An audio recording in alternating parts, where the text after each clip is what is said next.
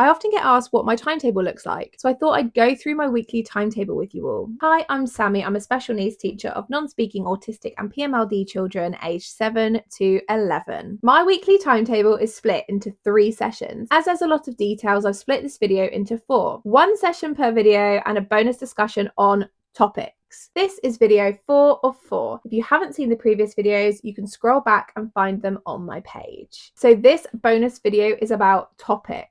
If you've watched my previous 3 videos, you'll understand that session 1 is exactly the same every single day. Session 2 follows the same structure every day, but we have different focuses: art, music, cookery, outdoor learning, etc. And session 3 is primarily rooms and communication based, even though communication is always running throughout every single part of our day. But how do we stop this routine from becoming stagnant? We change our topics every half term, and within those topics, depending on the length of the term, we may have different themes. I always think of topics in my class as a theme rather than a topic, and here is why. One of our topics was stories. However, our children access stories every day through story massage, sensory stories, etc. And I chose The Very Hungry Caterpillar last half term, and then I broke the theme down into mini beasts and fruit. So, for example, when completing exploratory artwork, we used our theme of fruit and painted with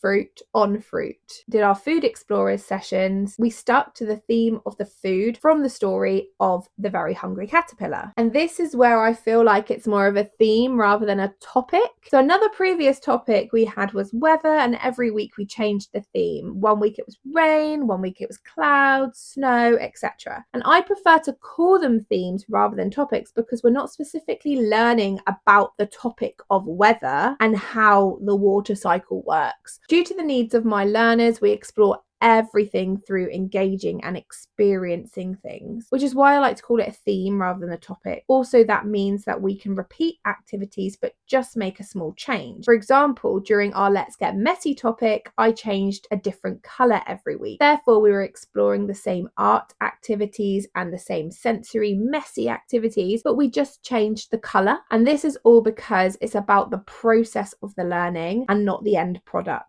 And that concludes my 4-part mini-series on what my timetable looks like. I hope you enjoyed hearing about all of the sessions and how I implement topics. If you'd like to learn more, then follow along and look out for more mini-series coming soon. Feel free to comment below and ask any questions, and I'll get back to you when I can.